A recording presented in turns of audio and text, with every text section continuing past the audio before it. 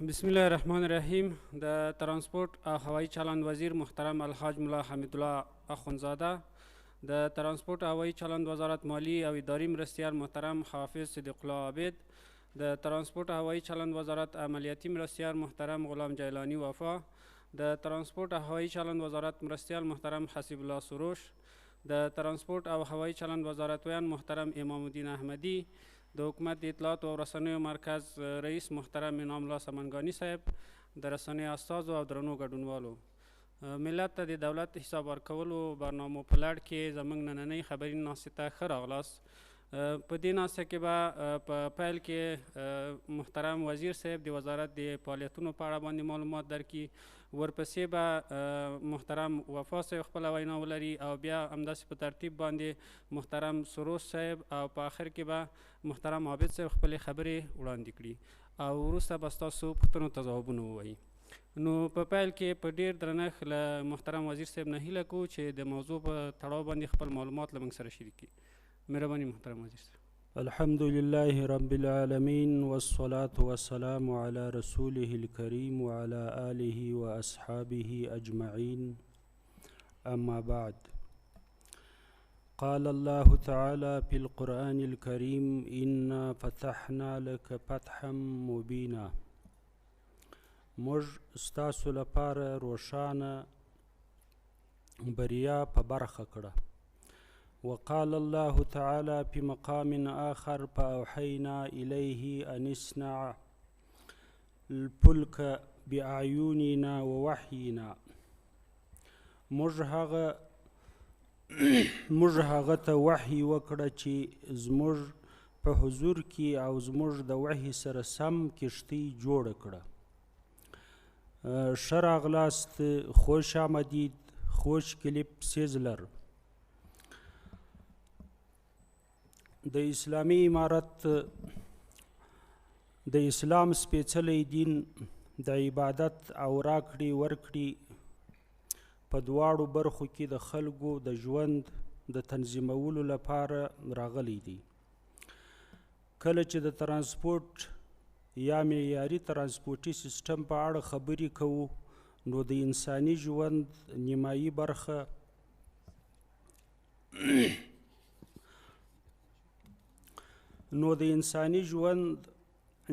برخې په اړه چې په راکړه ورکړه پورې اړونده د بحث کیږي.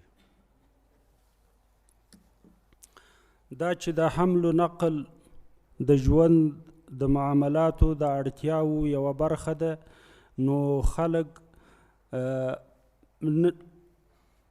خلک نشي کولای چې په معاصر وخت کې د ترانسپورتي سیستم پرته ژوند وکړي.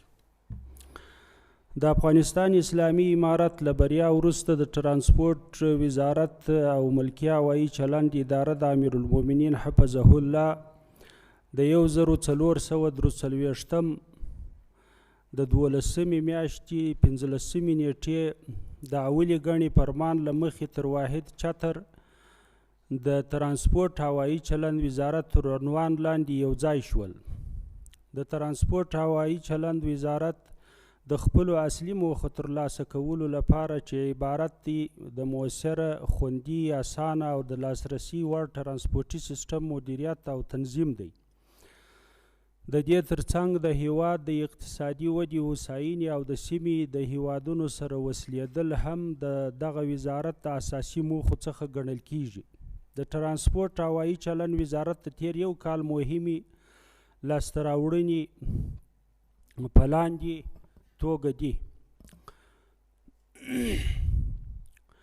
فعالسازی دوباره میدان هوایی بین المللی کابل با استفاده از کادری متخصص داخلی، کادرهای متخصصین داخلی و همکاری تکنیکی کشور قطر و امارات متحده عربی. فعالسازی دوباره میدان هوایی بین المللی مزار شریف با همکاری تیم تکنیکی کشور ازبکستان. امضای قرارداد خدمات امنیت هوانوردی با شرکت گاک در میادین هوایی بین المللی. امضای قرارداد خدمات گراوند هندلینگ با شرکت گاک در میادین هوایی بین المللی. ترتیب و تطبیق پلان اضطراری عملیاتی جهت فعال نگاه داشتن حریم هوایی کشور و تامین مسئولیت پروازها در همکاری با کشورهای همسایه و سازمان بین المللی هوانوردی. اجرای مجموعی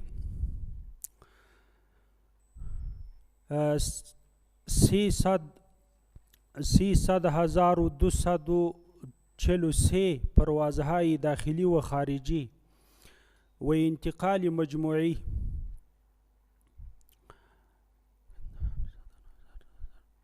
369,631 مسافر به داخل و خارج از کشور. انتقال مکمل طیارات ملکی. چکی مکمل طیارات ملکی سی چکی گفته میشه که پیشتر از خارج از هیواد میشد اعلان اینجا توسط متخصصین تکنیکی داخلی کشور. فعالسازی استیشنهای آواشناسی در ولایات مختلف.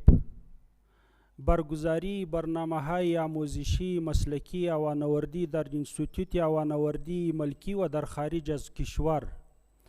انتقال موافقانه در حدود 13,500 تن حجاج از میادین هوایی بین المللی کشور.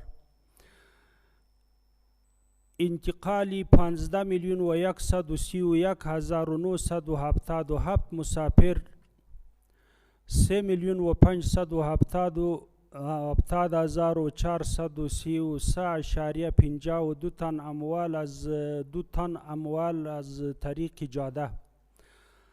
رسیدگی به 2744 فقره شکایات مسافرین در میادین هوایی.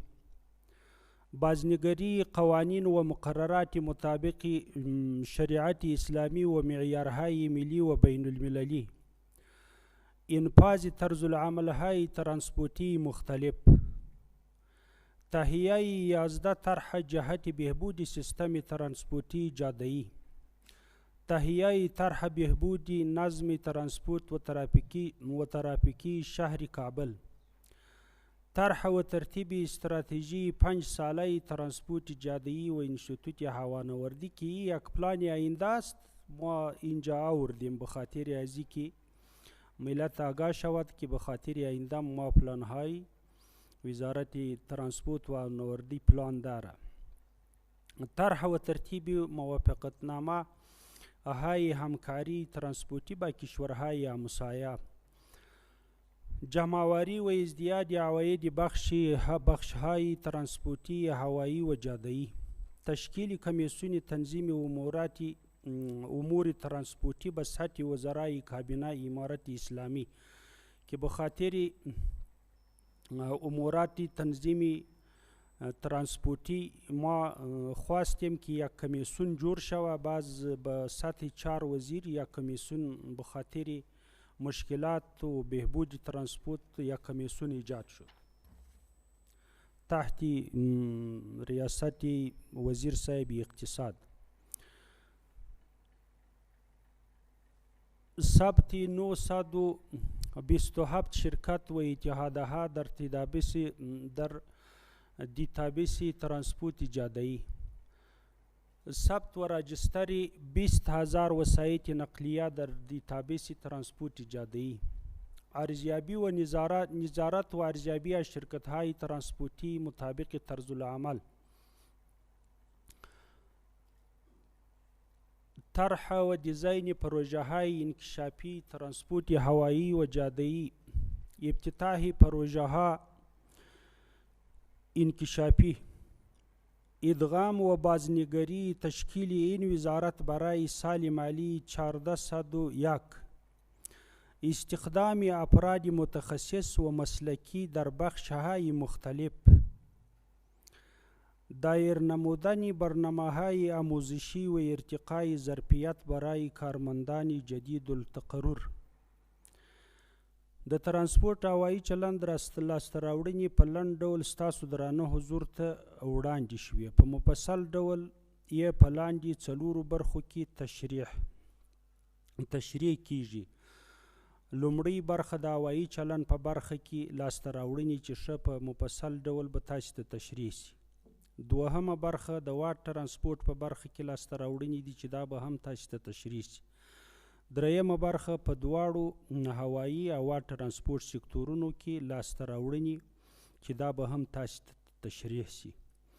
اوس به د وزارت مرستیالان صاحبان تاسو ته په جلا جلا توګه د هرې برخې توضیحات وړاندې کړي.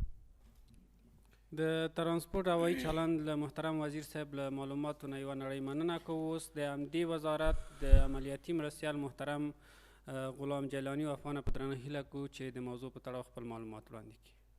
نحمده ونصلي علی رسوله الکریم وعلى اصحابه اجمعین. فاعوذ بالله من الشیطان الرجیم. بسم الله الرحمن الرحیم. د ترانسپورټ د ښاغلي وزیر صاحب، معین صاحبانو او ګرانو ژورنالیستانو په اجازه، په هوایي برخه کې د وزارت لاسته راوړنې اول به د هوایي ډګرونو څخه شروع کړو. د 26 هوایي ډګرونو بیا فعالول د افغانستان اسلامي امارت له بریاو او د ناټو او امریکایي ځواکونو له ماتې وروسته د هوایي ډګرونو تجهیزات د بهرنۍ ځواکونو او یا هم له وخت څخه په استفادې د مغرضو کسانو لخوا له منځه ولاړل او یا هم لوټ شول. د بیلګې په توګه د کابل نړیوال هوایي ډګر یادونه کولی سو چې تقریبا 80% ډیر تجهیزات، تاسیسات او تخنیکي وسایط چې د میلیونونو ډالرو ارزښت یې درلود د بهرنۍ ځواکونو له لوري په بشپړ ډول له منځه ولاړل. د بلې خوا د خلکو د ګڼې ګوڼې له امله د کابل د هوایي ډګر د رادار سیستم، مخابراتو، د الوتکو د لارښوونې وسایل، د ترمینالونه، نور وسایل او تاسیسات له منځه ولاړل او یا غلا شول. د افغانستان اسلامي امارت وتوانید چې د کابل نړیوال هوایي ډګر د داخلي او خارجي الوتنو د مسافرینو د خوندي لیږد لپاره د داخلي متخصصینو او د متحده عربي اماراتو او قطر د هیوادونو په تخنیکي مرسته ژر تر ژره پرانیزي او د کابل نړیوال هوایي ډګر تخنیکي وسایل، سیستمونه او تاسیسات بیا فعال کړي. قرارداد تأمین خدمات امنیت هوانوردی و گراوند هندلینگ یا خدمات زمینی در میدان هوایی بین المللی کابل و میدانهای بین المللی به منظور ارائه خدمات معیاری در میادین هوایی بین المللی کشور دو پروژه بزرگ در بخش تأمین امنیت هوانوردی و خدمات گراوند هندلینگ با شرکت امارات متحده عربی به نام گاک عقد گردید. بر علاوه از تضمین امنیت هوانوردی و ارائه خدمات معیاری گراوند هندلینگ یا خدمات زمینی برای طیارات برای شرکت‌های هوایی بین المللی، این سکتور از این بابت تا حال مبلغ 536,450,850.60 افغانی معادل 5,960,098.34 دلار عواید به دست آمده است که از طریق این قرارداد تقریبا برای 900 تن از هموطنان عزیز ما زمینه کار فراهم شده است. همچنان مذاکرات در بخش ارائه خدمات معیاری و مدیریت کنترل حریم هوایی با بعضی کمپانی های دیگر در جریان است. د هیواد په نړیوالو هوایي ډګرونو کې د نشهیي او ممنوعات توکو د قاچاق مخنیوی. د تیر کال راهیسې د هیواد د هوایي ډګرونو څخه د کورنۍ او نړیوالو الوتنو د بیا پیل وروسته 159 عدد مهمات یعنی مرمی، بعضی انفجاري شیان، 15 عدد د وسلو برخې یعنی شاجورونه، 98,395 ډالره، 10,370 یورو، 40,000 د کویت درهم، 845 د دوبۍ درهم، 122,000 د اماراتو درهم او 4,55,200 هندي روپۍ نغدي پیسې. 15 ګرامه نشهیي توکي چې 1514 کیلوګرامه هیروین او 155.5 ګرامه چرس پکې شامل دي. 200 عدد قیمتي توکي تاریخي اوسپنیزې سکې چې د آس په عکس سره مزینې سوي وي او ملي موزیم ته لیږدول سوي دي. 15.1 ګرامه سره زر دا کشف سوي دي او ضبط سوي دي. چکی عمومی طیارات شرکت‌های هوایی. برای اولین بار در کشور چک مکمل یا سی چک طیارات ایربس 310 مربوط شرکت هوایی آریانا در مرکز حفظ و مراقبت و ترمیم طیارات شرکت هوایی آریانا در خلال 28 روز کاری به هزینه مبلغ $200,000 امریکایی توسط تیم تکنیکی و مسلکی انجینران داخلی برابر به معیارهای جهانی هوانوردی موفقانه انجام شد که قبلا این پروسه در خارج از کشور در مدت 5 الی 6 ماه و با هزینه بالغ از $1.3 میلیون انجام می شد. د درو پایو نویو خپلواک رادار سیستمونو لیږد. د تالس د شرکت سره د تړون له مخې د کابل، هرات او مزار شریف نړیوالو هوایي ډګرونو ته د هوایي حریم د کنټرول او په خوندي توګه د الوتنو د ترسره کېدو او چوپړتیاو وړاندې کولو په موخه د رادار 3 سیستمونه لیږدول سوي او د نصب چارې روانې دي.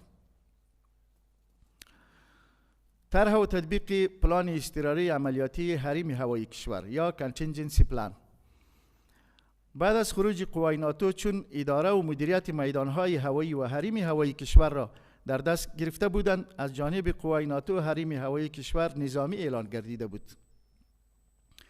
مراجع زیربط در کوتاه‌ترین وقت توانستند حریم هوایی کشور را با طرح و تطبیق پلان اضطراری در همکاری با کشورهای همسایه و دفتر ساحوی سازمان بین‌المللی هوانوردی ایکاو که به نام ایپک یاد می شود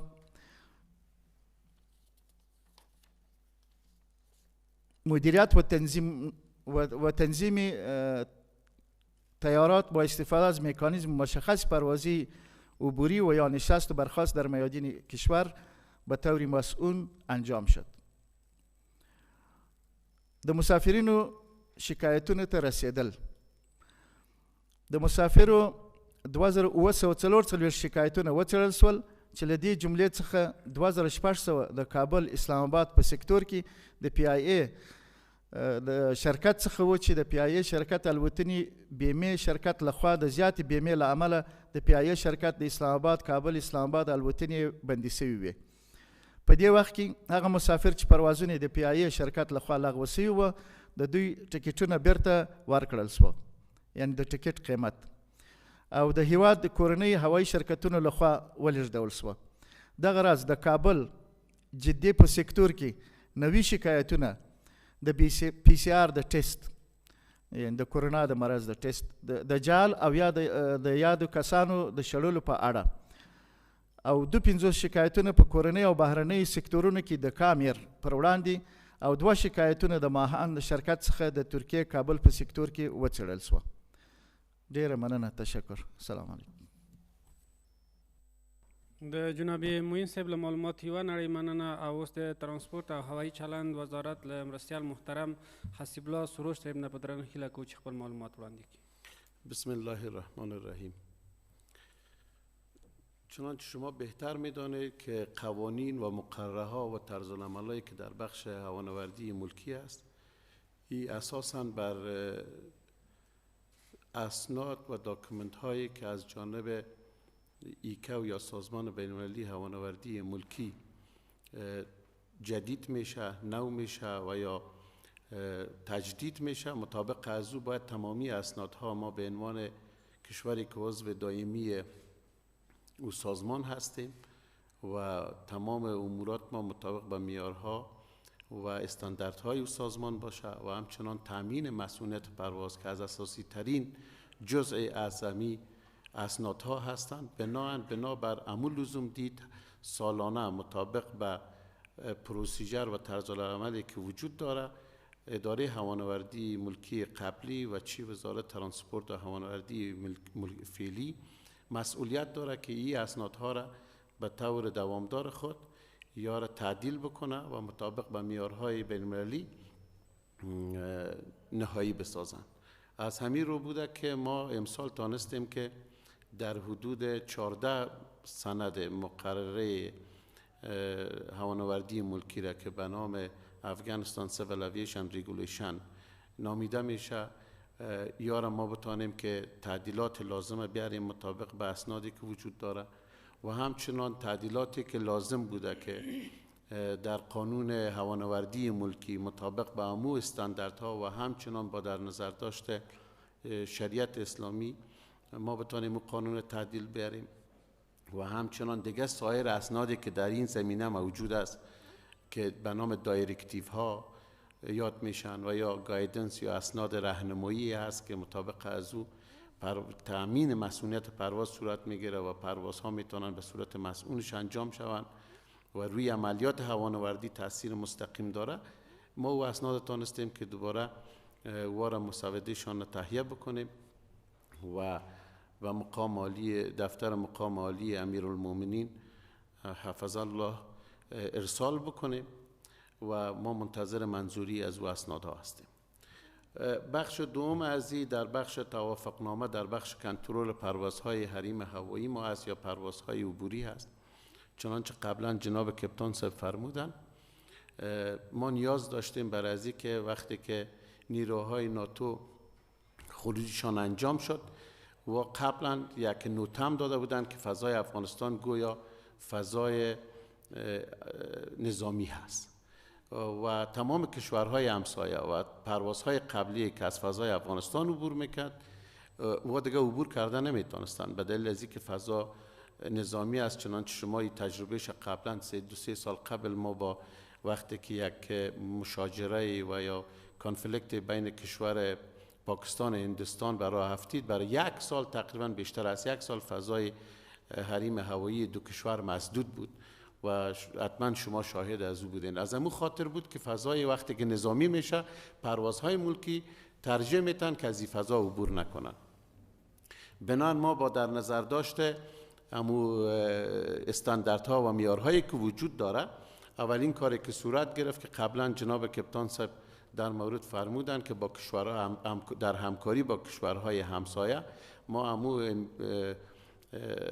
کانتینجنسی پلان که در مورد ایر اسپیس افغانستان مدیریتش وجود داشت ما او را تانستیم که در همکاری با کشورهای همسایه و در سازمان ایکو ما او را نهایی بسازه و بعد از اون نیاز به این بود که ما باید یک توافقنامه هم داشته باشیم با کشورهای همسایه یا یک تفاهم نامه داشته باشیم که و در همکاری باشند، چون چیزی به نام فایار یا مراکزی هستند که حریم‌های هوایی کشورها را و هم مدیریت میکنن هم با کشورهای دیگه هماهنگی میکنن که پروازهای عبوری از فضای کشورها به صورت مسئولش عبور بکنن که تانستیم خوشبختانه با تمام کشورهای همسایه ما این تفاهم نامه را به امضا برسانیم و حریم هوایی افغانستان به کلاس جی یا Uncontrolled Airspace میگن. ما به او تقلیل بتیمش و بتانیم او فضا را یک فضایی بسازیم که در هماهنگی با کشورهای همسایه میتونن تمامی تیارات از فضای افغانستان عبور بکنن به صورت مسئول ازی. و این خوشبختانه که ما تانستیم در حدود بیشتر از 15,000 پرواز عبوری را از فضای افغانستان داشته باشیم در سال گذشته که بالغ بیشتر از $10 میلیون امریکایی و معادل 980 میلیون افغانی میشه. و همچنان ما تانستیم که در بخش با امی تفاهم نامه پروازهای داخلی ما به صورت مسئولش انجام شود و در حدود بیشتر از 1600 پرواز داخلی ما داشتیم که بالغ بر 164,899 مسافر تانستیم که ما حمل و نقل بکنیم در داخل کشور و همچنان در حدود 1600 پرواز خارجی داشتیم به این معنی که به کشورهای همسایه و تمامی دستینیشن ها یا مقاصد قبلی که در گذشته وجود داشت به اون مقاصد تانستند شرکت های داخلی ما پرواز بکنن و همچنان تمامی پروازهای خارجی که لازم دانستن که به افغانستان نشست و برخاست بکنن و انجام شده که بیشتری نظیر ما میتونم بگم که کمک های بشردوستانه بوده که از طرف کشورهای همسایه و سازمان های بین المللی انجام شده و تمامی شما شاهد از این بودین، حتی به میدان هوایی خوست که در این گذشته ها انجام شد که طیاره کلان یعنی بزرگ دانستن که نشست و برخاست به صورت مسئول در حتی میدان هوایی خوست انجام بدن.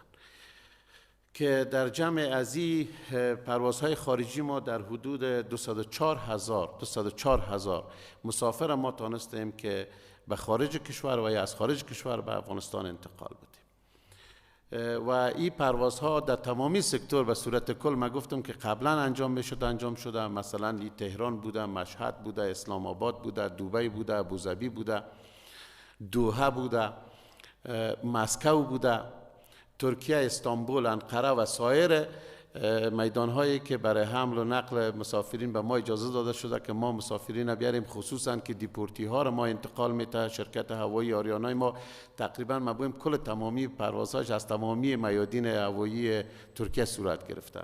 ازبکستان بوده، چین داشتیم، دهلی نو داشتیم، پروازهای یعنی به تمامی دستینیشن ها یا مقاصد پروازی که قبلا وجود داشته در این مورد پروازها صورت گرفته به صورت مسئولش و هیچ مشکلی هم در این مورد وجود نداره.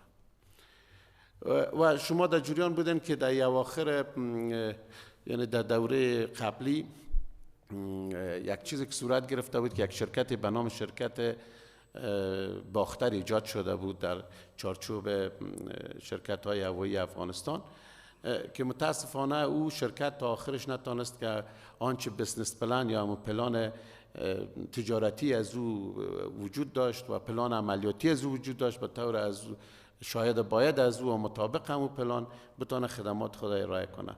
بر علاوه که طیاره از او به صورت لیز یا کرایه گرفته شده بود از شرکت هوایی آریانا. از همون خاطر یگانه کاری که صورت گرفت ما تانستیم که طرحی را با همکاری شرکت آریانا و وزارت مالیه و سایر ارگان‌های زیربط نهایی بسازیم و به مقام عالی ریاست الوزراء پیشنهاد بکنیم و خوشبختانه که شرکت هوایی باختر به خاطر که یک بودجه اضافه‌گی را به مصرف می‌رساند در سرجم بودجه ملی افغانستان، از خاطر او لغو شد و تمامی پرسونل تکنیکی و مسلکی از او جمع تمامی اکویپمنت یا تجهیزاتی که داشت با طیاره‌ای که داشت دور پس دوباره واگذار شد به شرکت هوایی آریانا که خوشبختانه با داشتن کادرهای بیشتر و داشتن تجهیزات و طیاره بیشتر شرکت هوایی آریانا هم تانسته که در یک حالت بسیار عالی باشه و یک عواید که شاید ما اگر اینجا غلو نکنم بسیار بیش از حدی است که از توقع ما واقعا خارج بودم. طبق آمار قبلی که دوستا برای من گفته بودن در حدود بیشتر از 30 میلیون دلار امریکایی شرکت هوایی آریانا تانسته است که در سال جاری او عواید خود عواید بکنه. همچنان ما خوشبختانه در بخش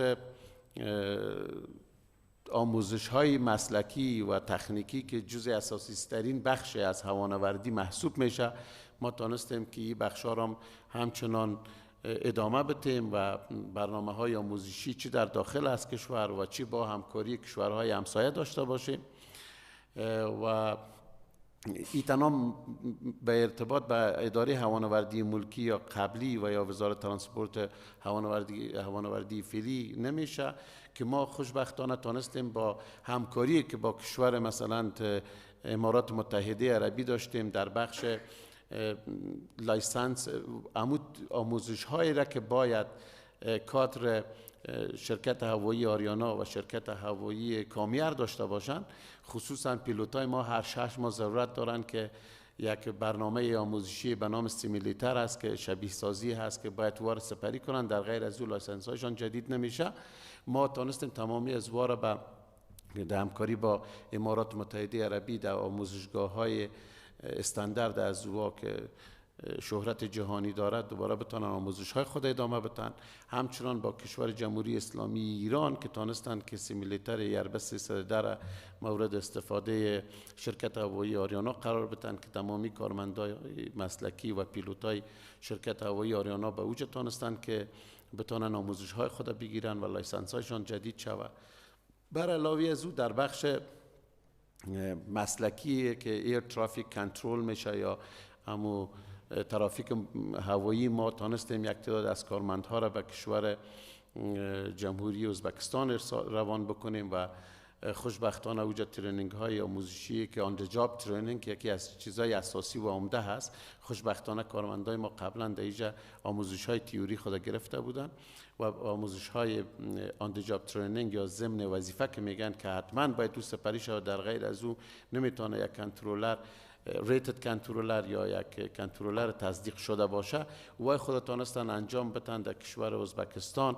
در بخش CNS ما بخش مسلکی انجینری تکنیک و تجهیزات هوانوردی میشه، در او بخش تانستیم ما کادرهای را آموزش بدیم به کشور ازبکستان و این همکاری ها ادامه داره. انشالله در بخش های مثل اطفایه و در بخش های مثل مترولوژی تعهداتی وجود داره دو جانبه که انشالله تا سال آینده ما بتانیم این کادرها را آموزش بدیم با همکاری کشور دوست ازبکستان. همچنان در بخش با همکاری یک خود سازمان هوانوردی ملکی مرکز بخش ساحوی از او که ایشیا پاسیفیک یا مرکز بخش ساحوی آسیایی از این میشه، ما با همکاری از و یک پروگرامی به نام کاسکپ وجود داره که کشورهای جنوب آسیا عضویت از او دارن که خوشبختانه افغانستان هم عضویت از او داره که بیشتر تمرکزشان به ظرفیت سازی بخش هوانوردی ملکی هست. ما تانستیم با همکاری از هم بیشتر از 20 تا از همکارای خود بتانیم که برنامه‌های آموزشی مسلکی را خصوصا در بخش تفتیش هوانوردی که جزئی از اساسی ترین بخش از هوانوردی محسوب میشه و کادر از او چه در گذشته ها چه الحال ما با کمبود از او روبرو هستیم، حتی کشورهای همسایه ما با کمبودی پرسونل روبرو هستن. ما تانستیم که یک بخش از واره از کارمندای خدا بتانیم که آموزش های مسلکی خدا به دست بیارن که خوشبختانه یک کشور مالدیو انجام شد. و در بخش مسلکی همچنان ما تانستیم که دوباره انستیتوت هوانوردی ملکی را که کاملا تخریب شده بود، خراب شده بود و من کلمه چور چپاول به کار ببرم شاید بدم نباشه که چون نزدیک شهر و بسیار نزدیک به چهارراهی میدان هوایی که مسما هست به اوجا موقعیتش هست، مردم تانسته بود که به اوجا یک تعداد که همیشه یعنی دست به کارا زدن از فرصت های استفاده کردن تانسته بودن که اموال قبلی و تجهیزات قبلی که در اوجا وجود داشت واره به سرقت ببرن که خوشبختانه با تعهدی که تیم کاری ما داشت و رهبری و مدیریت مدبرانه جناب وزیر صاحب ما تانستیم که او اینستیتوت دوباره بازسازی بکنه و اینستیتوت در حالت قرار گرفته که فعلا در حدود بیشتر از 180 شاگرد یا محصل داره که در بخش‌های ایر ترافیک کنترل و در بخش CNS که بخش مسلکی حفظ و مراقبت و ترمیم تجهیزات هوانوردی میشه. در او بخش‌ها یا ترینینگ های خدا میبینن و انشاءالله که با سپری نمودن این بخش برنامه های آموزشی خود کادر بیشتر جوان ما خواد داشتیم در بخش هوانوردی ملکی که ما را کمک میکنه که ما بریم به طرف استاندارد شدن بیشتر یا معیاری شدن بیشتر. و همچنان در حدود بیشتر از 30 کارمند محصل قبلی که از این اینستیتوت فارغ شده بودند ما تونستیم که جذب بکنیم در بخش مسلکی اداره هوانوردی ملکی که یک بخش از او فعلا عملا کار میکنن در تاور میدان هوایی مزار شریف، یک بخشش رفته کار میکنه در تاور میدان هوایی قندهار و هرات و بخشای مسلکی دیگه که هستن جذب شدن در ریاست‌های مربوطه خود، ریاست‌های تکنیکی که وجود داره و خوشبختانه ما در حالت بسیار خوبی هستیم و اداره هوانوردی، بخش هوانوردی ملکی وزارت ترانسپورت هوانوردی ملکی خوشبختانه در حالت بسیار خوبی به پیش است و ما ان شاء الله که امیدوار هستیم در سالهای بعدی مطابق به استانداردهایی که وجود داره از جانب سازمان بین‌المللی که ما عضویت دائمی از او داریم، ما بتانیم که یک هوانوردی ملکی مسئول و پاسخگو به نیازهای روز باشه. سلام علیکم. د جناب معین صاحب له معلوماتي و نړۍ مننه. اوس د ترانسپورټ او هوایي چلند وزارت مالی او اداري مرستیال محترم حافظ صدیق الله عابد نه په درنه هیله کوو چې خپل معلومات وړاندې کړي. نحمده ونصلي على رسوله الكريم أما بعد فأعوذ بالله من الشيطان الرجيم بسم الله الرحمن الرحيم والعصر إن الإنسان لفي خسر إلا الذين آمنوا وعملوا الصالحات وتواصوا بالحق وتواصوا بالصبر.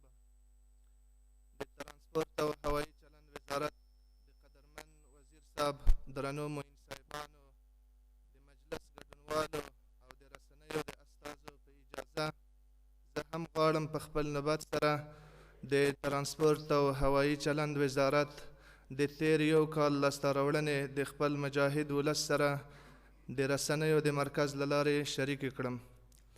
د ترانسپورت او هوایي چلند وزارت د ترانسپورت په برخه کې لاسته راوړنې د افغانستان اسلامي امارت د محترم کابینې لخوا د ترانسپورتي ستونزو د حل لپاره د 10 مواردو تصویب په افغانستان کې د ترانسپورتي چارو د لا ښه پرمختګ او ترانسپورتي ستونزو د حل په موخه د افغانستان اسلامي امارت د کابینې د 15 مصوبې او 12 فقرې بند پر اساس د افغانستان اسلامي امارت د اقتصاد وزارت د محترم وزیر صاحب تر مشرۍ لاندې د وزیر صاحبانو یو کمیسیون تشکیل شو او دغه کمیسیون او د وزارت تخنیکی همکارانو پرله پسې جلسې وکړلې او د جلسو په نتیجه کې لاندې 10 موارد دوی تایید او کابینې ته د تصویب لپاره وړاندې کړل چې وروسته الحمدلله هغه د کابینې لخوا تصویب شول. لومړی په اسیکوډا سیستم کې د باربري وسایطو د ترانسپورتي چوپړتیا او محصول ترلاسه کولو لپاره د 130 افغانۍ پی ټن واحد نرخ ټاکل. دوهم د ترافیکي الکترونیکي سیستم رامنځته کول. دریم د افغانستان د ترانسپورتي سیستم خلاف ښي لاس لرونکو موټرو د فعالیت تنظیمول چې د دې طرحې له پلي کولو وروسته به ان شاء الله ډېر عواید اسلامي امارت خزانې ته اضافه شي. څلورم په ټاکل شوو ځایونو کې د باربري وسایطو د پلیټونو نصبول. پنځم د ترافیکي او ترانسپورتي اسنادو نه درلودونکو موټرو فعالیت څخه مخنیوی کول. شپږم هغه وسایط چې ډیرو کلونو څخه خپل جواز سیر او ترافیکي اسناد نوي کړي ورته ځانګړي تخفیف په نظر کې نیول شوی ترڅو خپل یاد اسناد نوي کړي. اوم په کابل ښار کې د ترانسپورتي او ترافیکي نظم د ښه والي طرحه. اتم په سرحدي بندرونو کې د بارونکو موټرو د لیږد بهیر یعنی نوبت د تنظیمولو طرحه چې دا یو لوی مشکل او په افغانستان کې ترانسپورتي وسایط باربري وسایط زیات دي او د دغه مشکلاتو د حل لپاره دغه کمیسیون طرحه جوړه کړه او د کابینې له طرفه تایید شوله ان شاء الله چې په دې سره به د ډریورانو تر ډیره حده مشکلات حل شي. نهم د پلازمین کابل د پایتخت ترمینل د ستونزو حل کول چې د شمال لاین لپاره دلته ترمینل جوړ شو او هغه مشکلات درلودل هغه الحمدلله حل شول او یاد ترمینل ګټه اخیستنې ته وسپارل شول او اوس عملا هلته ترانسپورتي وسایط فعالیت کوي. لسم په کورنیو او بهرنیو موټرو کې د جی پی ایس نښلولو طرحه. د یادولو وړ ده چې د پورتنیو 10 مواردو په تطبیق سره به د هیواد اقتصاد لوړ د پایداره او باثباته ترانسپورتي سیستم د رامنځته کېدو، د بار او مسافرینو د امنیت تأمین، د ترانسپورتي عوایدو په راټولولو کې روڼتیا، د شرکتونو او د هغوی د وسایطو څارنې او کنټرول، په ښارونو، لویو لارو او سرحدي بندرونو کې د ترانسپورتي نظم رامنځته کولو، د ترانسپورتي اسنادو نه لرونکو موټرو فعالیت مخنیوي او د ټولو ترانسپورتي برخو د ښه نظم، همغږۍ او مدیریت لپاره زمینه برابر شي. پورته لس موارد د کابینې له طرفه تصویب شول. دوهم، طرح و تصویب قوانین، مقررات، طرز العملها و لوایح جهت قانونمند شدن فعالیت‌های ترانسپورت جاده‌ای. وزارت ترانسپورت و هوانوردی جهت قانونمند شدن فعالیت‌های ترانسپورت جاده‌ای، قوانین، مقررات، طرز العملها، موافقتنامه‌ها، کنوانسیون‌ها، طرح‌ها و پلان‌های استراتژیک ترانسپورت جاده‌ای را مطابق شریعت اسلامی و معیارهای ملی و بین المللی تصویب و ترتیب نموده و همچنین برای اولین مرتبه جهت به دست داشتن آمار دقیق احصایوی وسایط ترانسپورتی توسط این وزارت ثبت وسایط ترانسپورتی در دیتابیس ترانسپورت جاده‌ای روی دست گرفته شد که هر یک آن بیانگر دستاوردهای مهم در بخش معیاری سازی ترانسپورت جاده‌ای به شمار می رود. شرح آن قرار ذیل می باشد. اول، قانون، بازنگری قانون تنظیم ترانسپورت جاده‌ای مطابق به شریعت اسلامی و معیارهای ملی و بین المللی. یاد قانون د امیر المؤمنین حفظه الله د لوړ مقام ته د توشیح لپاره استول شوی دی. ان شاء الله چې د یاد قانون په توشیح سره به ترانسپورتي نظم په هیواد کې ډیر رامنځته شي. دوهم، مقررات، طرح و تدوین مقرره ایجاد و طرز فعالیت شرکت‌های ترانسپورتی، طرح و تدوین مسوده مقرره تنظیم وظایف وزارت ترانسپورت و هوانوردی. سوم، طرح و تدوین مسوده مقرره احداث، تنظیم و مراقبت از ترمینال‌های جاده‌ای. چهارم، طرح و تدوین مقرره کنترل مراکز مسئولیت تخنیکی وسایط نقلیه ترانسپورت جاده‌ای. سوم، طرز العملها، طرز العمل تغییر شخصیت حقوقی اتحادیه‌های ترانسپورتی به شرکت‌های ترانسپورتی چې اوس تقریبا د 900 په شاوخوا باندې موږ اتحادیه لرلې. د دې لپاره د اتحادیه چې په شرکتونو باندې بدل شي طرز العمل مو جوړ کړی دی او عملاً په دې باندې کار روان دی. او اتحادیه هغه کسان چې اتحادیه لري هغوی راځي خپل اتحادیه په شرکت تبدیلوي.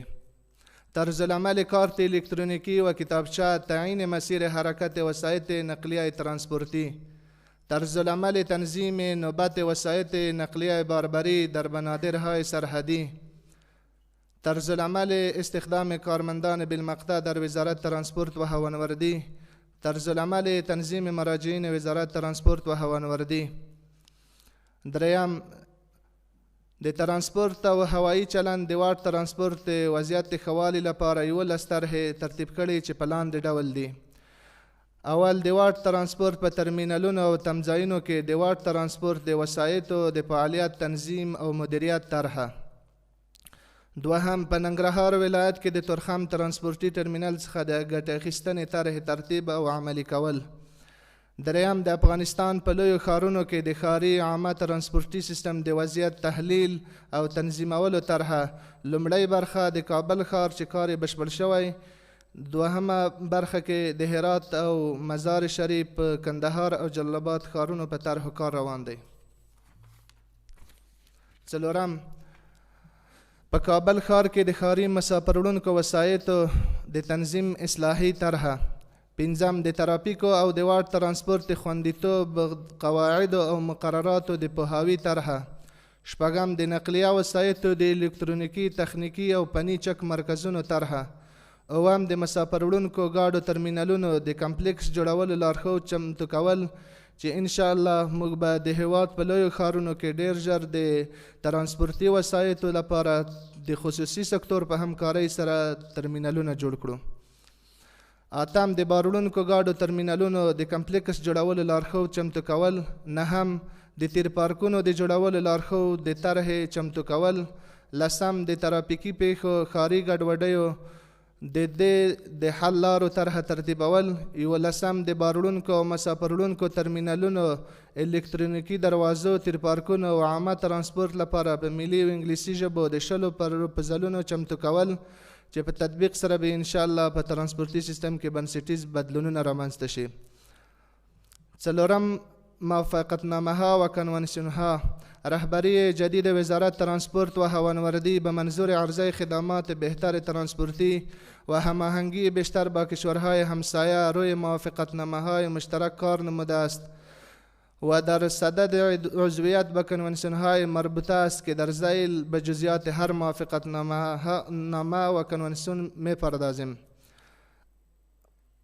موافقتنامه با کشور ازبکستان. از آن جایی که افغانستان سالهای متمادی با کشور ازبکستان رابطه حسنه تجارتی دارد و از این طریق بخش از نیازمندی های خویش را تهیه می نمایند، بناهن برای ایجاد نظم انسجام بهتر امور تجارتی و فراهم سهولت های ترانسپورتی بین دو کشور، رهبری جدید وزارت ترانسپورت و هوانوردی در تفاهم با کشور ازبکستان بالای موافقتنامه ترانسپورت جاده‌ای کار نموده است که مذاکرات میان دو طرف جریان دارد.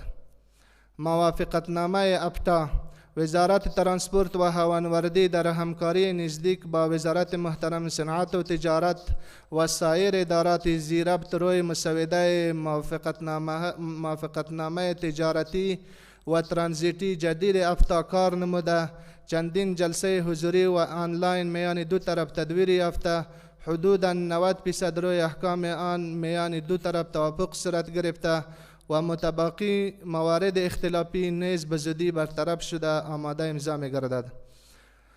موافقتنامه خدمات بسرانی میان افغانستان و پاکستان. توافقنامه بسرانی بین کشور پاکستان و افغانستان در سال 2005 به امضا رسیده بود که شامل مسیرهای جلال آباد، پشاور و کندهار، کویته می باشد.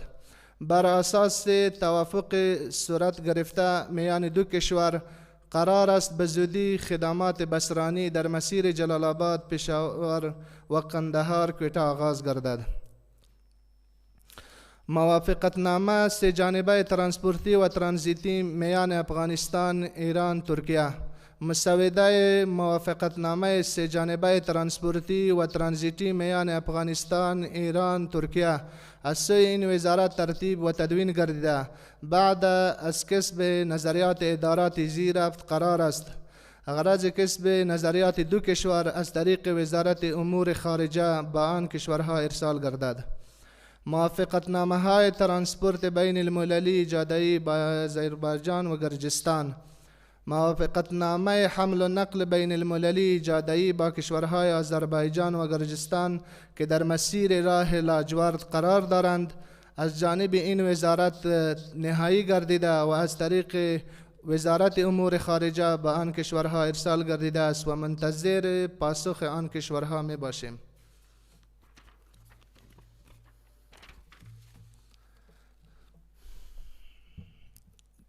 کنوانسیون های وینا در رابطه با علائم راه و ترافیک جاده. طی مراحل کسب عضویت کنوانسیون های وینا در رابطه با علائم راه و ترافیک جاده از جانب این وزارت غرض طی مراحل بعدی به وزارت امور خارجه ارسال گردیده است. در صورتی که افغانستان عضویت این کنوانسیون را کسب نماید، رانندگان وسایط نقلیه افغانی می توانند با داشتن جواز رانندگی افغانی به تمام کشورهای عضو این کنوانسیون انتقالات انجام دهد و علائم راه ترافیک جاده‌ای افغانستان به آن کنوانسیون ثبت می گردد. دیوارد ترانسپورت او هوایی چلند انستیتیوت استراتیژیک پلانونه. د استراتیژیک پلان پر بنسټ به د اداراتو عمده فعالیتونه په مشخص لوري برابر او په پلي کولو به ادارې خپل ټاکل شوي موخو ته ورسیږي. د پرمختیایي پروژو په برخه کې لاسته راوړنې. د ترانسپورت او هوایی چلند وزارت د ځمکني او هوایی چلند نړیوال سازمان د معیارونو په پام کې نیولو سره د واټ ترانسپورت او هوایی ډګرونو بنسټیزو پراختیایي پروژو د طرح او پلي کولو د امکان سنجونې، مطالعات، تحلیل، ارزونې، سروې، ډیزاین او تطبیق چارې پر مخ وړي. له هغه ځایه چې زیاتره پروژې د بهرنیو مرستندویانو لخوا تمویل کېدلې او اوس مهال په ټپه ولاړې دي. دا وزارت د افغانستان اسلامي امارت د عالي مقام سره په مشوره او لارښوونه او د بنسټیزو پروژو د لومړیتوبونو ته په کتو سره په پام کې لري دا حیاتي پروژې د خصوصي سکتور او د هیواد د ملي سوداګرو په ملګرتیا پلي کړي. په دې برخه کې لومړني اقدامات ترسره شوي او انشاءالله په نږدې راتلونکي کې به په دې سکتورونو کې د خصوصي پانګونې شاهدان وو چې له یوې خوا به مو په عوایدو کې زیاتوالی، اقتصادي وده او سوکالي رامنځته شي چې په دې سره به د هیوادوالو لپاره د کار زمینه هم برابره شي او له بلې خوا به د معیاري چوپړتیاو وړاندې کولو تضمین کړي. د پلان جوړونې، څېړنې او پروژو پلي کولو ریاست چې دغه وزارت له لومړیتوبونو سره سم د بنسټیزو پروژو طرحې او ډیزاین ته دوام او عملي کولو ته یې چمتو کړي. په دې اړه ترسره شوې کړنې په لاندې ډول یادولی شو.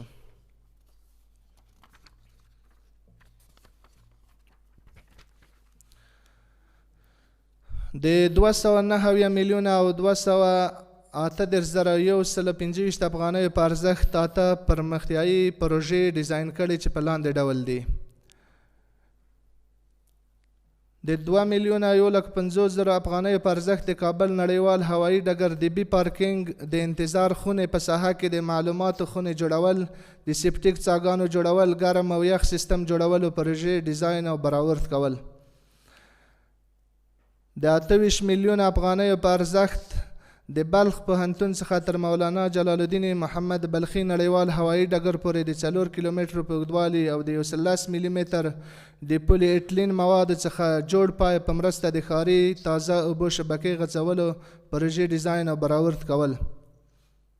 د 12 میلیونه افغانیو په ارزښت د ترانسپورت او هوایي چلند وزارت په انګړ کې 2 پوړونو کې د مسجد جوړولو پروژه. د 21 میلیونه افغانیو په ارزښت د کابل نړیوال هوایي ډګر شمال لوري آیساب تاسیساتو کې د اړینو مخابروي تجهیزاتو، رادار او داسې نورو اړینو تجهیزاتو نصبولو لپاره د تخنیکي چوپړتیا او ریاست د نظر وړ تعمیر جوړول او د هیواد هوایي حریم کنټرول په موخه د هغې کارول. 3 میلیونه افغانیو په ارزښت د ترانسپورت او هوایي چلند وزارت د تعمیر په مخ کې د سیابان او د اوبو رسولو د سیستم د جوړولو پروژې طرح او ډیزاین او برآورد کول. د 55 میلیونه افغانیو په ارزښت د کندهار ولایت د احمد شاه بابا نړیوال هوایي ډګر د کیمرو نوي کولو او فعالولو د پروژې ډیزاین او برآورد. د 11 میلیونه افغانیو په ارزښت د ترانسپورت او هوایي چلند وزارت د کابل ځمکني ترانسپورت تنظیم ریاست لپاره د لمریزې برېښنا د پروژې طرح او ډیزاین کول.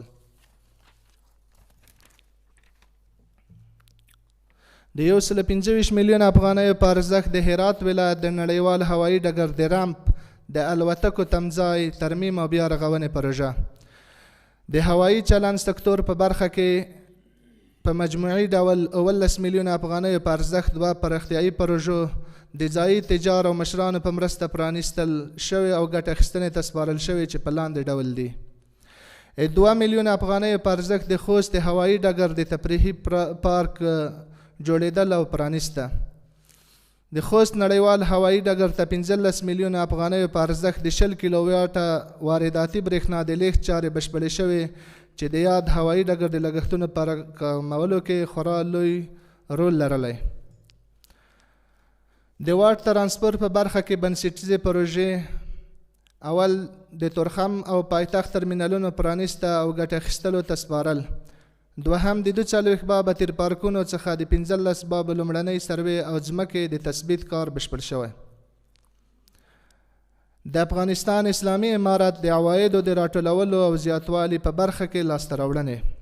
د ترانسپورت او هوایي چلند وزارت د معیاري ترانسپورتي چوپړتیاو د وړاندې کولو ترڅنګ د افغانستان اسلامي امارت یو له مهمو عایداتي سکتورونو څخه دی چې د دغه وزارت اصلي عایداتي سرچینې په لاندې ډول دي او د تیر یو کال عواید 5 میلیارده 955 میلیونه 914,008 افغانۍ شوي.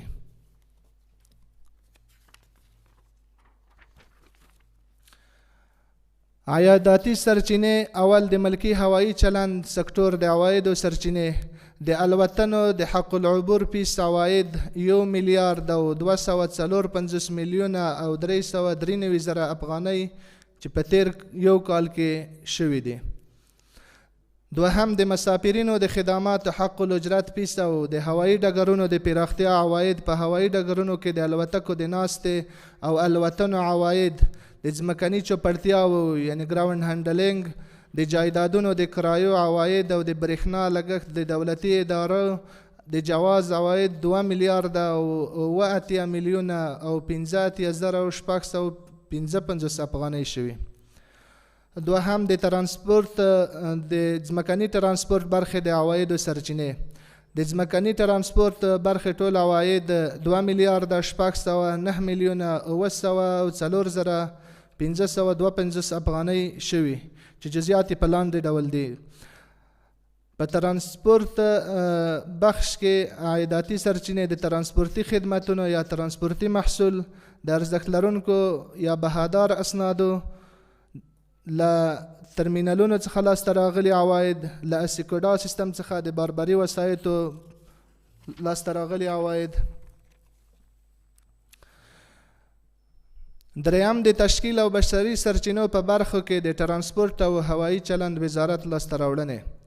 د ترانسپورت او هوایي چلند وزارت د 1401 مالی کال تشکیل د 1443 د 11 په 12 نیټې سره چې د 1401 کال د 23 سره سمون خوري د 2433 ګڼه فرمان له مخې د 2301 تنو په اندازه چې پکې مرکزي بهرني او ولایتي کارکوونکي شاملیږي د ریاست الوزرا د لوړ مقام لخوا تایید او منظور شو.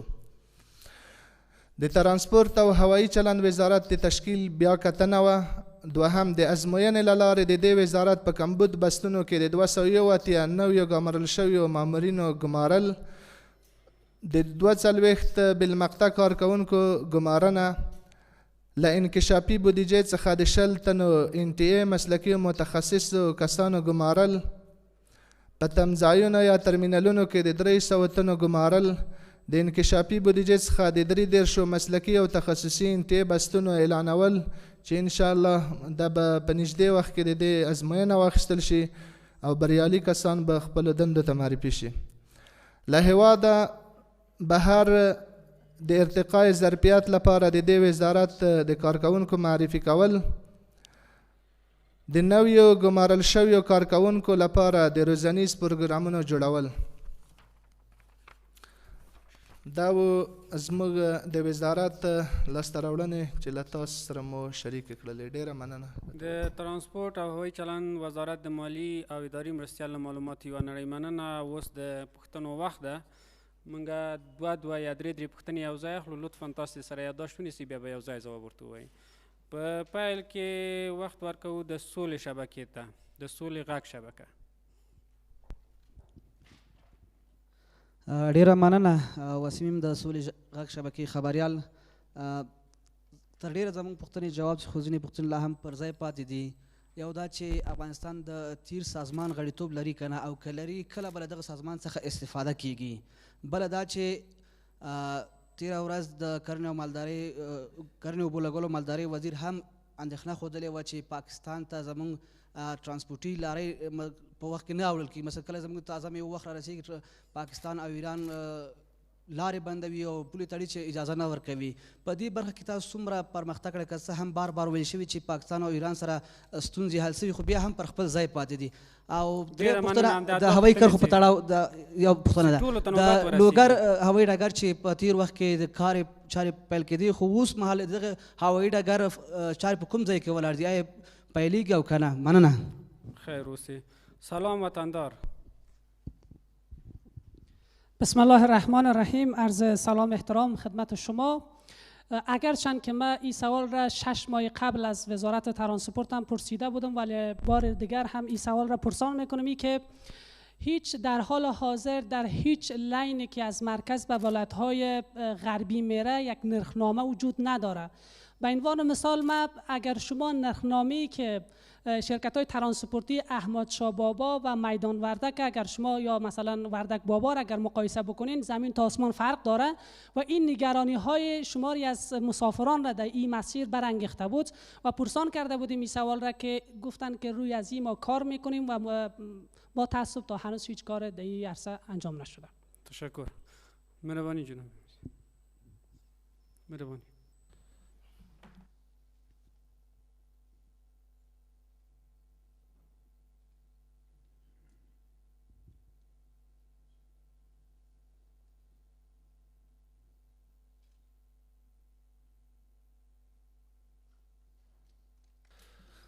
بسم الله الرحمن الرحیم.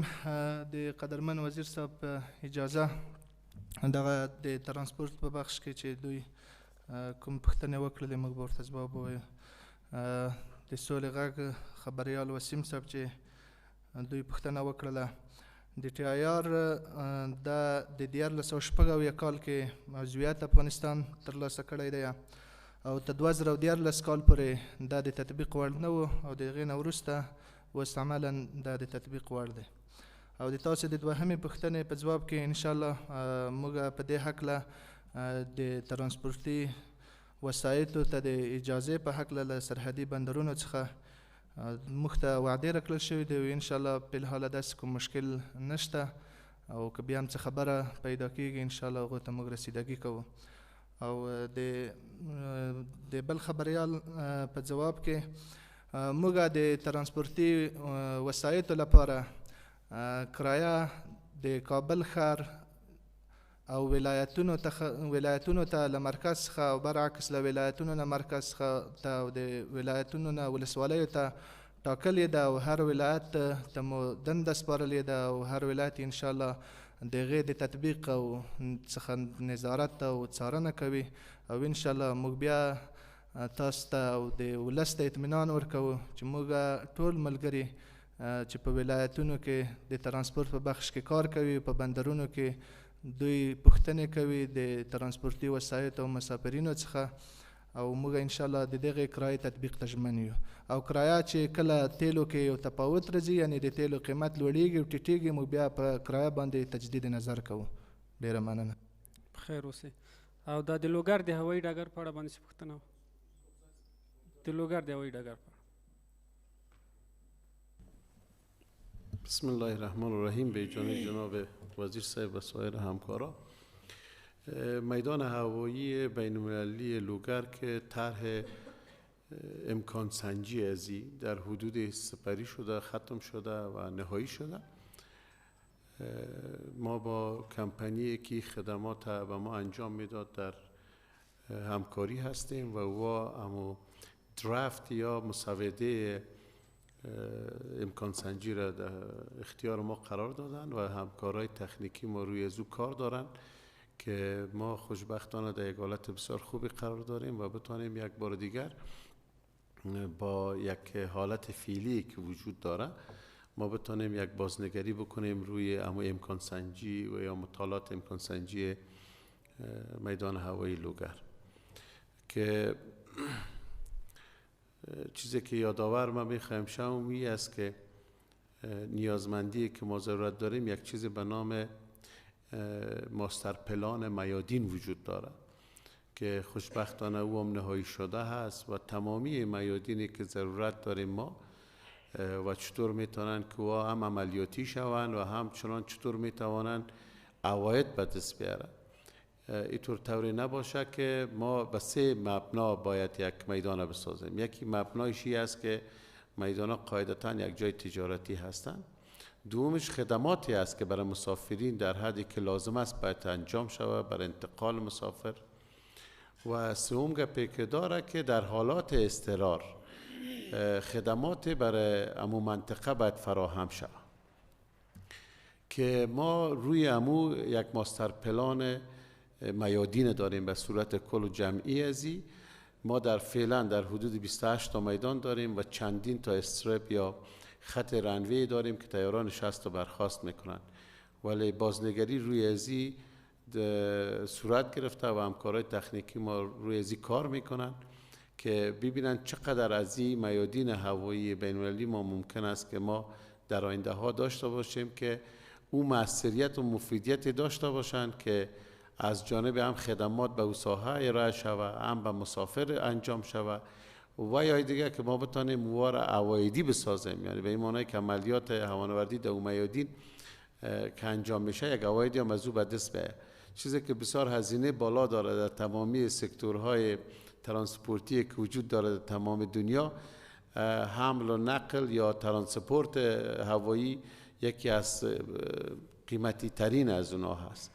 از این خاطر با در نظر داشت از این روی مطالعات امکان سنجی از او ادامه داره و انشالله به زودی نهایی میشه و در دسترس همگی خواد قرار گرفت که ما بعداً روی از او چه پلانی خواد داشتیم مطابق به سفارشات و توصیه هایی که بیرون میشه از اون مطالعات. تشکر. ډیره مننه. ملي تلویزیون اول قطار. سلام وزیر صاحب، مسیح الله احمدی هستم، خبرنگار تلویزیونی. من 4 سوال داشتم وزیر صاحب. یکی مشکلات ترانزیتی میان افغانستان و پاکستان است که چی زمان حل خواهد شد، چون تفاهم‌نامه‌ای که میان افغانستان و پاکستان به امضا رسیده و گفته شده که ترانزیت میتونه به حالت عادی باشه، اما کشور پاکستان گفته ما برای از این تفاهم‌نامه دوباره غور میکنم و دوباره میبینم. و موضوع دومش قرارداد ترانسپورت زمینی است که چی زمان ترانسپورت زمینی دوباره در افغانستان خصوصا در شهر کابل فعال میشه. شما از مردم شکایت دارن با کرایه‌ای که در موترهای کوچک و لینی یک دیگری که پرداخت میکنن، میگن زیاد است. چی زمان موترهای خود وزارت ترانسپورت در بازار خدمات میکنه. تشکر. کافی است که دیگه برنامه هم داریم. دو سوال دیگه هم است که را باید یادآور شیم چون مهم است. وقت نداریم، دیگه برنامه هم داریم. اکادمی علوم است. هنوز سوال ماده به کل نوبت برسه. کابل نیوز.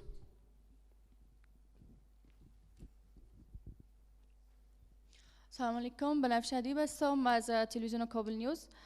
میشه بگین که چرا گفتگوها در رابطه با کنترل میدانهای هوایی با قطر و ترکیه طول کشید، چون از زیاد وقت به ایسو گفتگوها جریان داره و نتیجه نداشته؟ تشکر. تشکر. مهربانی جناب.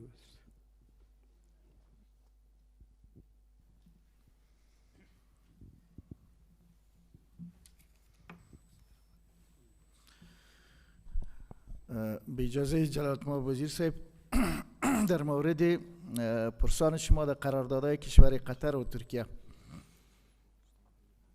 خدمت هموطنان و شما عرض کنیم که از ابتدای روی کار شدن حکومت امارت اسلامی افغانستان بعد از تخریب مکمل تمام تجهیزات میدان بین المللی هوایی کابل و میدانهای دیگر که قبلا هم در گزارش عرض کردیم، ما با دو مشکل بسیار کلان مواجه شدیم. مشکل اول تخریب تجهیزات که بسیار قیمتی بود.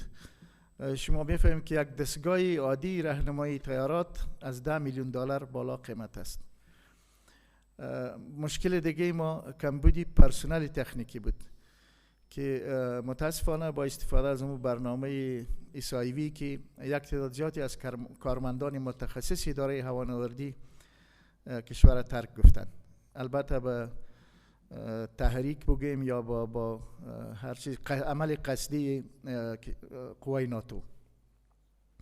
ما مجبور شدیم به خاطر تأمین پروازهای مسئول و استاندارد روی بیاوریم به قراردادهای کمپانی های بین المللی تا ما را همکاری کنه و ما همون زمان امی تیوارای خود یا درخواستهای خود از طریق وبسایت اداره هوانوردی به تمام کمپانی های جهان اعلان کردیم که هر کمپانی که چنین ظرفیتی را داره ما آماده مذاکرات با اونا هستیم.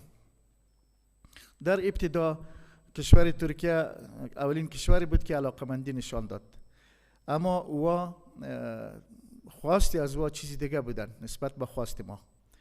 بعد کشور قطر که تا حالی با ما همکاری داره در این بخش علاقمندی نشان دادن و ما تیوار خود خدمتشان تقدیم کردیم یا شرطنامه خود و بعد از 1.5-2 ماه از کشور قطر چنین جوابی دریافت کردیم که آنها میخوان با همکاری با کشور ترکیه ما را در این قرارداد همکاری کنن و بعد مدتی 2.5 ماه با همین مسائل در جریان مذاکرات بودیم که متاسفانه اضافه تر از 5 ماه وقت ما در همون مذاکرات ظاهر شد که شرایط ما با شرایط اونا تفاوت داشتن. چیزی که ما میخواستیم که منفعت ملی ما و خود تسلط مدیریت ما بر میدانهای افغانستان تأمین باشه، با او در کمی در تفاوت بود. بنان با توافق نرسیدیم. اولین کاری که ما با توافق رسیدیم خوشبختانه با کشور امارات متحده عربی بود در 2 بخش که 2 قرارداد موافقانه امضا شد.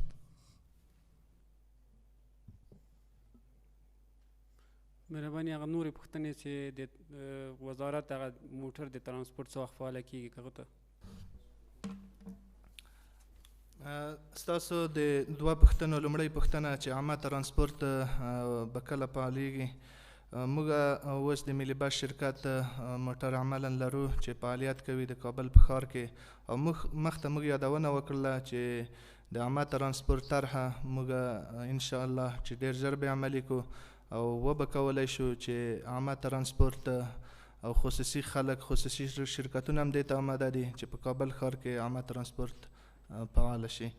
او دوهمه پوښتنه 2010 اپټا چې اوس د هغې وخت تېر شوی، اوس موږ په 2021 اپټا باندې کار کوو. مخته مې یادونه وکړله او تر هغې پورې چې اپټا موافقتنامه امضا کیږي موږ د پاکستان هیواد سره په یو بل میکانیزم باندې کار کوو چې د هغې میکانیزم په نتیجه کې به موږ انشاءالله تقریبا موافقې ته رسېدلي یو چې ټاټ به صادریږي موټرو ته او د هغې صدور جوازنامې په واسطه باندې به کولی شي چې زموږ د افغانستان وسایط به د پاکستان هیواد ته او د پاکستان وسایط به د افغانستان هیواد ته بربري بخش کې تګ راتګ کوي. جانس دلته اول خطر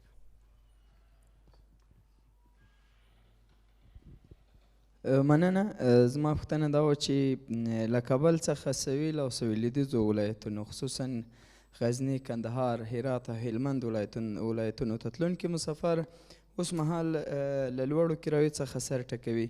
تاسو څه موده وړاندې د کرایو لپاره یوه مشخصه طرحه جوړه کړې وه، څومره هماغه طرحه تطبیق شوې ده او اوس څارنه دوام لري هلته که نه؟ ځکه کرایه ټاکل کېږي، بیا کله چې د تیلو قیمت لوړ ځي کرایه هم پورته کېږي، کله چې تیلو قیمت راټیږي کرایه په هماغه حال پاتې کېږي. تاسو دې لپاره ستونزې د حل لپاره څومره کار کړی؟ ډېره مننه. طلوع نیوز حل شد. مهرباني جناب. مخته مو یادونه وکړله چې د کرایو د ټاکلو په هکله باندې موږ په دې برخې ته جدي متوجه یو او په د تیر یو کال کې موږ 2 ځله د اطرافي کرایې یعنی د کابل ولایت څخه لویو ښارونو ته یا ولایتونو ته او له ولایتونو څخه برعکس کابل ته 2 ځلې د دې کرایې تثبیت شوی، چون په دې وخت کې تیل مختلف قیمتونه لوړ او ټیټ شول او شهري کرایه هم یو ځل ټاکلې ده او د دې هغه څارنه موږ په هر ولایت څخه د وتلو بندرونه دي، په بندرو کې مامورین لرو، هغوی پوښتنه کوي او انشاءالله دې ته ژمن یو چې کومه کرایه موږ وټاکو د هغې تطبیق او څارنه به په مکمل شکل باندې کړو او ولس ته اطمینان ورکوو. ډېره مننه. په پای کې یو ځل بیا د ترانسپورت هوایي چلند وزیر محترم الحاج ملا حمیدالله اخندزاده د پنل محترم غړو او ټولو ګډونوالو نه مننه کوو.